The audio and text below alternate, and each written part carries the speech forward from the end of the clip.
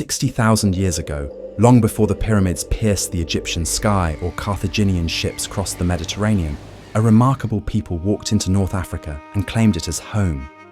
These ancient North Africans, as geneticists now call them, established the foundation upon which all subsequent history would build. Their story began in the caves and rocky shelters that dotted the coastline from Morocco to Libya, where they painted their visions on stone walls and developed tools that would define human innovation for millennia. Archaeological reconstructions revealed faces that would have appeared familiar to other Africans of their time, yet their genetic signature told a story much more interesting. Deep within their DNA lay patterns that distinguished them from every other African population. Modern genetic analysis suggested these ancient North Africans were either siblings to or identical with the Basal Eurasians, the same population that had migrated out of Africa to populate the Middle East and whose descendants would eventually spread across the entire Earth. This revelation transformed understanding of North African origins. The paternal DNA lineage these ancient people carried, designated as haplogroup E, created an unbroken genetic thread that stretched from those first cave dwellers to modern North Africans walking the streets of Casablanca, Tunis, and Cairo. For 60,000 years, this genetic signature had persisted, surviving ice ages, conquests, and massive population movements that would reshape the world. The ancient North Africans thrived in their Mediterranean paradise for 30,000 years, developing sophisticated hunting techniques, creating art that still adorned cave walls, and establishing cultural patterns that would influence every subsequent civilization to emerge in the region. They were the genetic and cultural foundation upon which all of North African history would build, yet they were only the first chapter in a story of remarkable complexity. Around 30,000 years ago, strangers appeared on the horizon. From the mountains of Georgia came a people archaeologists now called the Zudswana culture, carrying with them genetic patterns that would fundamentally alter the North African population. These newcomers brought technologies, cultural practices, and most importantly, genetic material that would blend with the existing ancient North African population to create something entirely new. The mixing that followed revealed patterns that would repeat throughout North African history. Genetic analysis of ancient remains showed that the incoming Zudswana people contributed roughly half their genetic material to the emerging population. But this contribution came almost entirely through women. The men of the Zudswana culture largely disappeared from the genetic record, while their women integrated into existing communities and bore children who carried both ancestries. This pattern suggested not conquest, but absorption. The ancient North African men, still carrying their distinctive EM78 paternal lineage, welcomed foreign women into their communities. The children who resulted from these unions combined the deep indigenous heritage of Africa with the innovations and genetic diversity of peoples from far beyond the continent. This new population, known to archaeologists as the Iberomaurusian culture, established a genetic template that would define North Africa for the next 14,000 years. Archaeological sites across Morocco, Algeria, and Tunisia revealed the sophistication of these Iberomaurusian peoples. They created tools of remarkable precision, developed artistic traditions that blended African and foreign influences, and established settlements that demonstrated their mastery of the diverse North African landscape. If you're fascinated by hidden history like this, make sure to subscribe to Ancestry Code. We uncover the deep roots of civilization, one ancient DNA strand at a time, so you never miss the truth buried beneath the surface. The Iberomaurusian culture thrived for thousands of years, but they were not destined to remain the final chapter in North African genetic history. As the world warmed and the last ice age retreated, new peoples began moving across the Mediterranean, carrying with them technologies that would revolutionize human civilization. Around 7,000 years ago, the dawn of the Bronze Age brought another wave of transformation to North Africa. Early European farmers descendants of peoples who had originated in Anatolia thousands of years earlier, crossed the narrow waters between Europe and Africa. These farmers carried with them the knowledge of agriculture, the techniques of animal domestication, and genetic patterns that would once again reshape the North African population. Genetic analysis revealed that these early European farmers contributed roughly half their ancestry to the existing Iberomaurusian population, but once again, this contribution came predominantly through women. The foreign men largely vanished from the genetic record, while their women bore children who combined European farming knowledge with North African cultural traditions and genetic heritage. This absorption process suggested something profound about North African societies. Rather than being conquered or replaced, these communities demonstrated a remarkable ability to integrate foreign populations while maintaining their core identity. The paternal lineages remained stubbornly African, yet culturally and genetically, these populations grew more complex and diverse with each wave of migration. The Bronze Age mixing created what geneticists now recognize as the Iron Age Berber genetic profile, a diverse blend of ancient North African, Iberomaurusian, and European farmer ancestry that form the foundation of all subsequent North African populations. This genetic signature appeared in ancient Guanche populations in the Canary Islands, in Berber communities across the Maghreb, and in the diverse populations that would eventually give rise to the great civilizations of Carthage, Numidia, and the Berber kingdoms. For thousands of years, this Iron Age Berber population developed the cultural and technological innovations that would make North Africa a crossroads of the ancient world. They mastered agriculture in some of the world's most challenging environments, developed trade networks that stretched from the Atlantic to the Red Sea, and created political systems sophisticated enough to challenge Rome itself. Yet their genetic foundations remained remarkably stable, a complex but consistent blend of African, Mediterranean, and Middle Eastern ancestries. This stability would face its greatest test in the 7th century of the Christian era, when armies carrying the banner of Islam swept out of the Arabian Peninsula and transformed the political, cultural, and genetic landscape of North Africa forever. The Arab conquest of North Africa unfolded differently than the gradual migrations and integrations that had characterized previous genetic mixing. These were organized military campaigns led by disciplined armies, followed by waves of settlement that brought not just soldiers, but entire communities seeking new homes in the fertile lands beyond the Arabian Peninsula.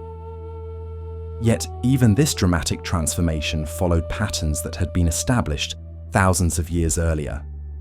Genetic analysis revealed that Arab migration brought significant new ancestry to North Africa, but its impact varied dramatically across the region.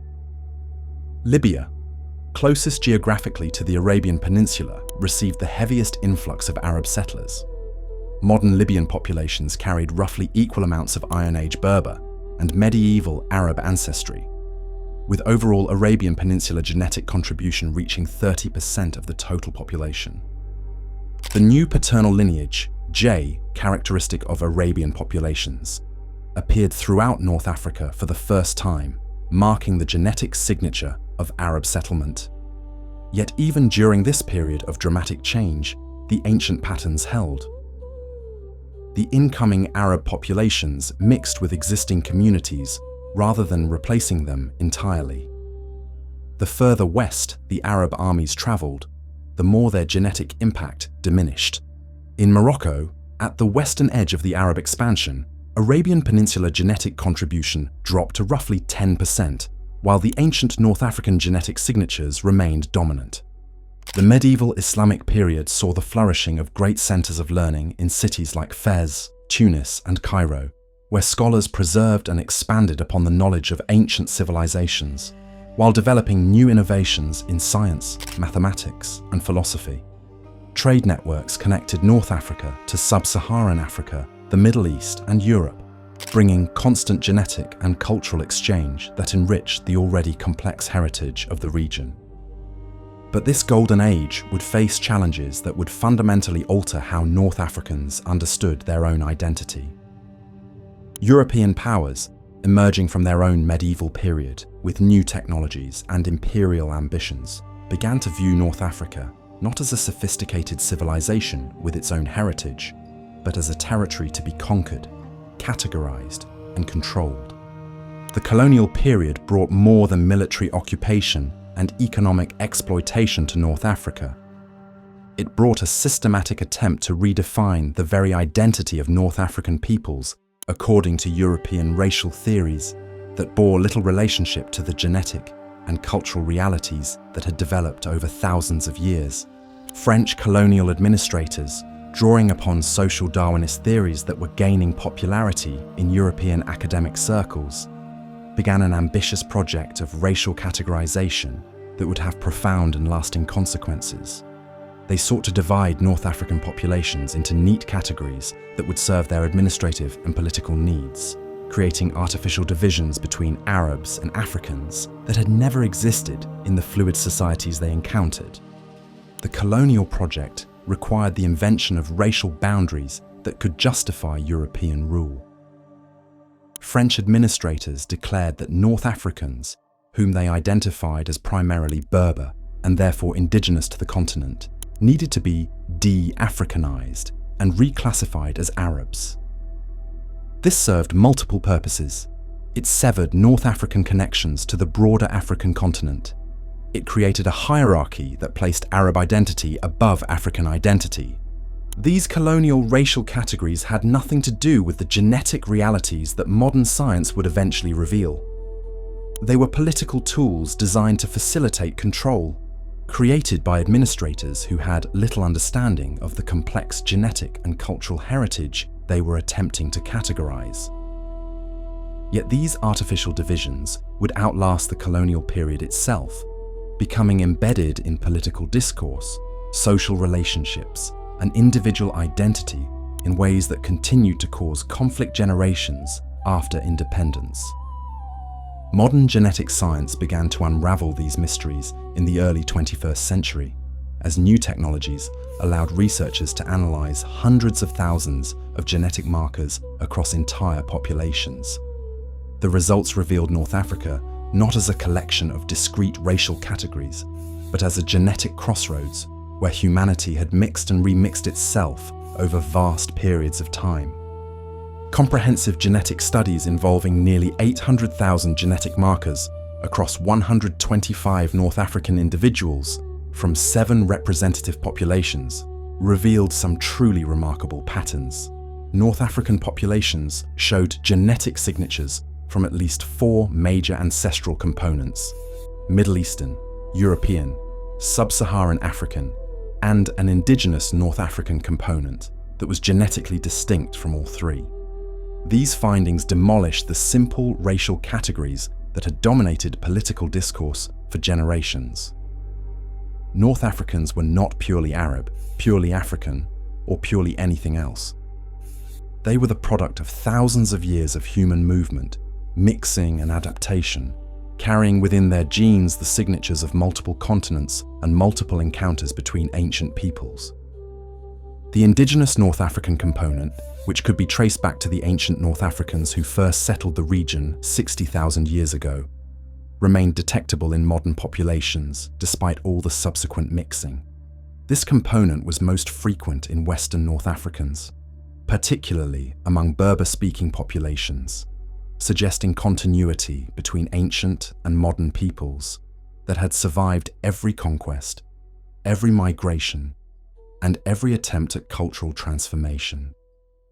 Perhaps most significantly, genetic studies revealed that North Africans carried similar levels of Neanderthal DNA to Southern Europeans and West Asians, indicating ancient genetic connections that predated any historical period of contact. This Neanderthal ancestry had not come through recent mixing with European populations, but through the ancient, back to Africa migration that had brought early modern humans from Eurasia into North Africa more than 12,000 years ago. These genetic revelations transformed understanding of North African identity, yet they also created new challenges for communities struggling with questions of identity and belonging. Modern North African families found themselves carrying genetic signatures that defied simple categorization, that connected them simultaneously to the Middle East, Europe, and Sub-Saharan Africa in ways that political movements demanding clear racial allegiances could not accommodate. The Moorish community, particularly in diaspora populations, had long claimed ancient North African heritage as part of broader African identity movements. Genetic science confirmed that this heritage was real and ancient, stretching back tens of thousands of years. Yet it also revealed that this African heritage had been continuously blended with genetic contributions from other continents, creating populations that were African in origin but not exclusively African in composition. Black African scholars and activists who argued for continental unity found both support and complications in genetic findings. The science confirmed that North Africans were indeed indigenous to Africa, sharing deep genetic connections with populations across the continent. Yet it also revealed that these connections existed alongside significant genetic contributions from the Middle East and Europe, creating complex patterns of relatedness that did not fit neatly into political categories based on continental identity. The human cost of these genetic and cultural divisions remained profound.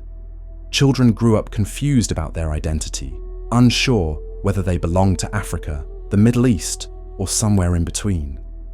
African migrants continue to face violence and discrimination in North African countries, while political movements exploited these confusions for their own purposes, creating artificial solidarity based on incomplete understanding of genetic relationships. Yet genetic science also offered hope for healing these divisions by revealing the profound beauty of human mixing over thousands of years. The story written in North African DNA was not one of racial purity or simple conquest, but of remarkable adaptability, of communities that had successfully integrated diverse peoples while maintaining their distinctive cultural identity over vast periods of time.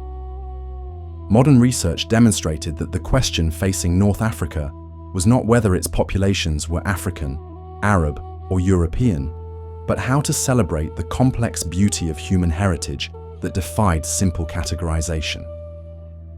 The genetic signatures preserved in North African populations told a story of human resilience, adaptability, and creativity that had created something entirely unique in human history. The artificial racial divisions created by colonial administrators were revealed as temporary political tools that had obscured rather than illuminated the true genetic heritage of North African peoples. The violence and discrimination justified by these categories had no basis in the genetic realities that modern science was revealing. North Africa emerged from this genetic analysis not as a racial category, but as a testament to the beauty of human diversity, a place where peoples from multiple continents had met, mixed, and created new forms of human identity over thousands of years. The ancient cave painters who had first made the region home would have recognized their descendants not through any simple racial characteristics, but through the same spirit of adaptation, integration, and innovation that had allowed human civilization to flourish in one of the world's most challenging and beautiful landscapes. The genetic journey that began 60,000 years ago continued in every North African child born today, carrying within their cells the accumulated heritage of countless ancestors who had loved, lived, and died together, regardless of the continents they had originally called home. In celebrating rather than fearing human genetic diversity, lay the hope for healing divisions that had caused too much pain for too many generations.